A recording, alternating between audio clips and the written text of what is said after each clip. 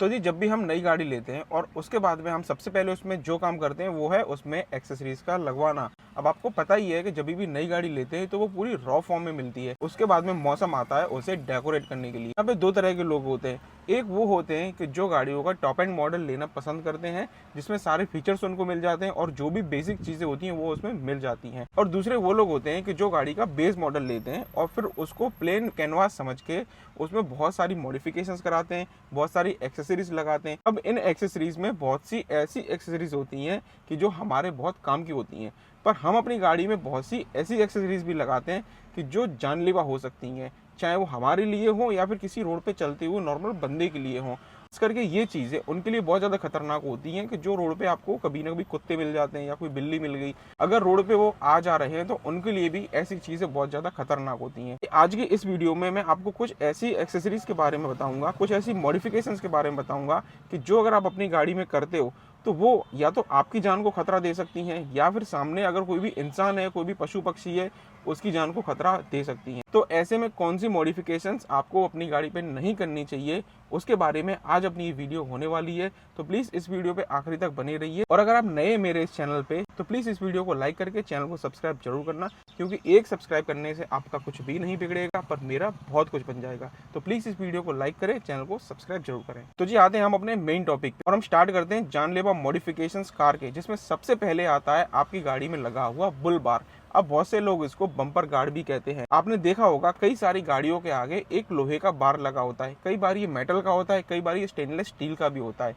इसे लोग इसलिए लगवाते हैं कि अगर उनकी गाड़ी कहीं पे भी लगती है तो जो भी बम्पर है उसमें कोई स्क्रैच ना पड़े, उसमें कोई डैमेज ना हो। अब ये तो चलो ठीक है, आपने ऐसा समझ के इसको लगा लिया, पर यहाँ पे एक चीज़ जो आपकी जान के लिए खतरनाक हो सकती है वो ये है कि अगर आप किसी भी हाई स्पीड में चल रहे हैं और अगर आपकी गाड़ी कहीं पे भी इम्पैक्ट होती है आगे से, तो ऐसे में आपकी गाड़ी में अगर एयरबैग है तो वो बिल्कुल नहीं खुलेगा। उसका रीज़न मैं आपको बता दूं। आपको एक बात पता ही होगी कि आपकी गाड़ी में जो भी एयरबैग लगा हुआ है उसके सेंसर्स होते हैं और वो लग रखे होते हैं आपके बम्पर में।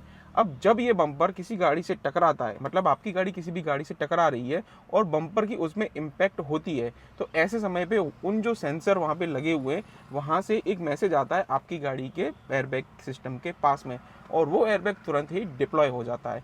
अब मान के चलिए कि अगर आपने वहाँ पे बुल गार्ड लगा रखा है और बहुत ही हैवी क्वालिटी का लगा रखा है, तो जो अगर गाड़ी आपकी इम्पैक्ट हो रही है, ऐसे में आपको पता है आपकी गाड़ी इम्पैक्ट हुई है, एक्सीडेंट हुई है, पर यहाँ पे वो जो सेंसर वहाँ पे लग रखे हैं उन तक ये रीडिंग नहीं पहुँच पाती। कई बार पहुँच जाती है, कई बार नहीं भी पहुँचती, वो भगवान भरोसे वाली बात है।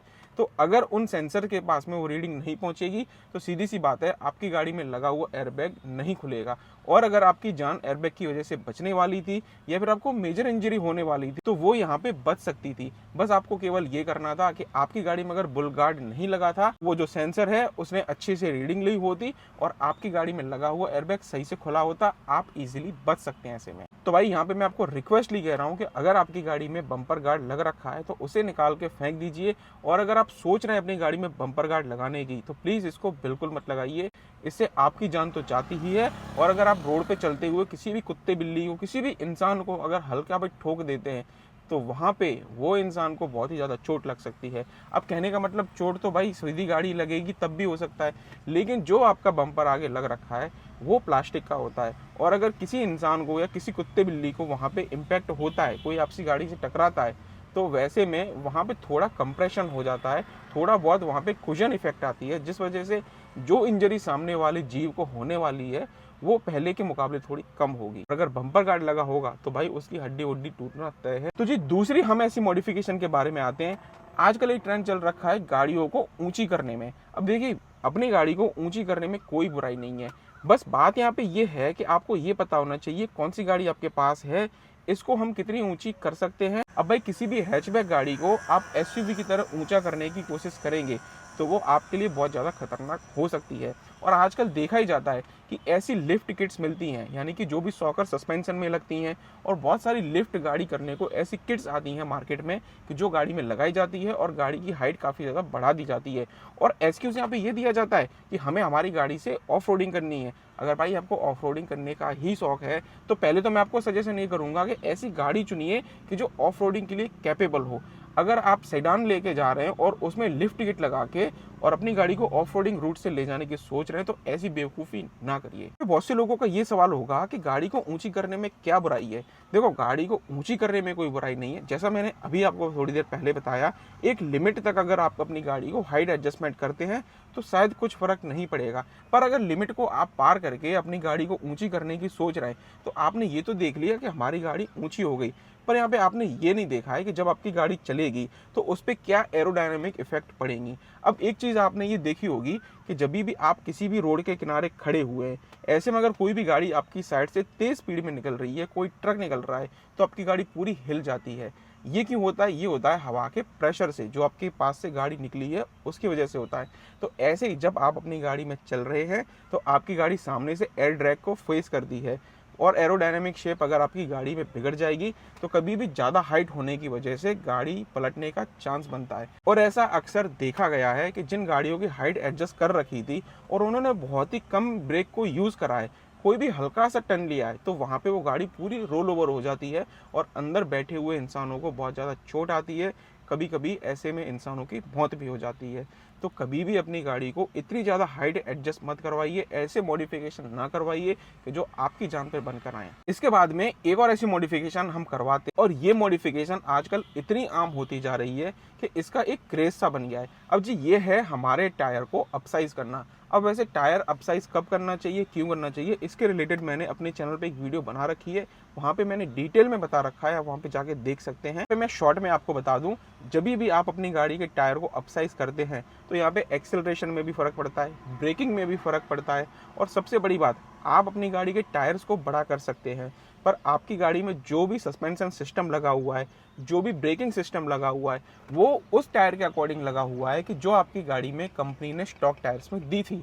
तो यहाँ पे एक चीज़ और बन के आती है कि हमें कभी भी टायर आपको अपसाइज नहीं कराना चाहिए।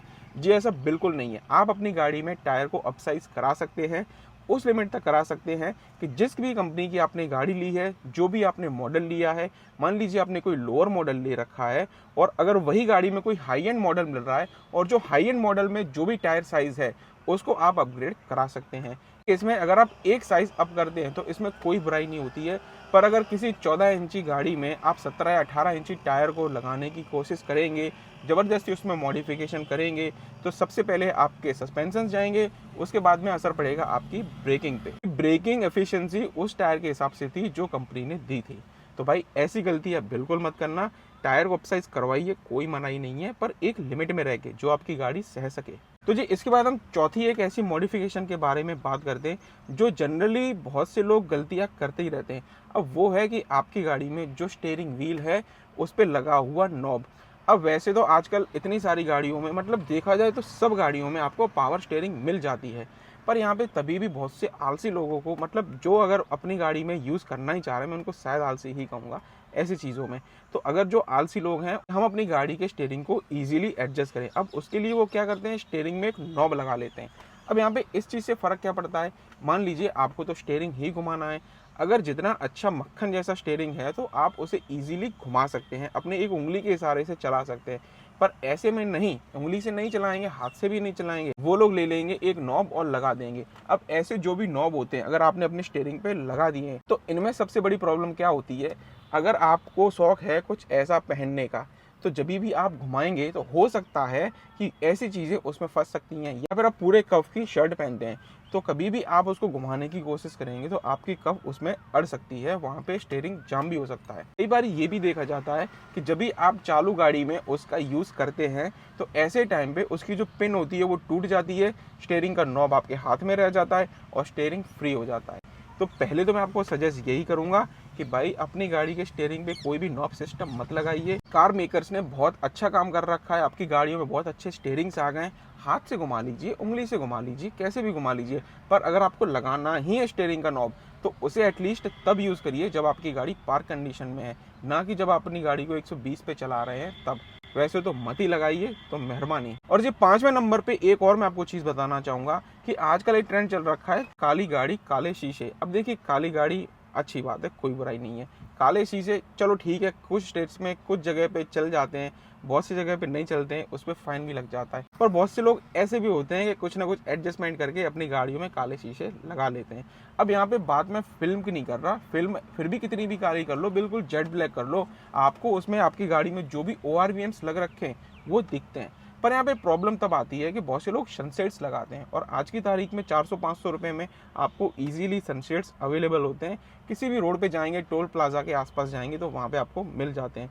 पर ऐसे सनसेट्स में एक दिक्कत पड़ती है कि अगर आपने इससे अपनी गाड़ी का पूरी विंडो कंप्लीटली क्लोज कर दी है तो आपको कभी भी ORVMs बिल्कुल नहीं दिखते हैं। और जब भी आपको कहीं पे भी टर्न लेना है, या तो हाईवे पे आपको पीछे आने वाली गाड़ी देखनी है, या फिर सिटी में कहीं पे भी टर्न लेना है, और ऐसे में अगर आपको ORVM नहीं दिखेंगे तो कैसे आप जजमेंट करेंगे कि पीछे कोई बंदा आ रहा है या कुछ गाड़ी आ रही है नहीं आ रही। तो ऐसे में भी बहुत सी बार एक्सीडेंट होने के खतरे बढ़ जाते हैं। तो ऐसी चीज़ें अपनी गाड़ी में ना लगाइए। अगर आपको लगाने की ज़रूरत पड़ ही रही है तो एटलीस्ट ऐसी टाइप का लगाइए कि जिसमें आपको ORVM तो अच्छी तरह से दिखते रहे, दोनों तरफ की विजिबिलिटी आपको मिले, उसके बाद में कुछ भी कर लीजिए। तो जी कैसी लगी आज की ये जानकारी वाली वीडियो, कमेंट बॉक्स में मुझे ज़रूर बताना। और अगर आप नए हैं मेरे इस चैनल पे तो प्लीज़ इस वीडियो को लाइक करके चैनल को सब्सक्राइब जरूर करना। मिलते हैं अगली किसी ऐसी वीडियो में, तब तक के लिए जय श्री राम।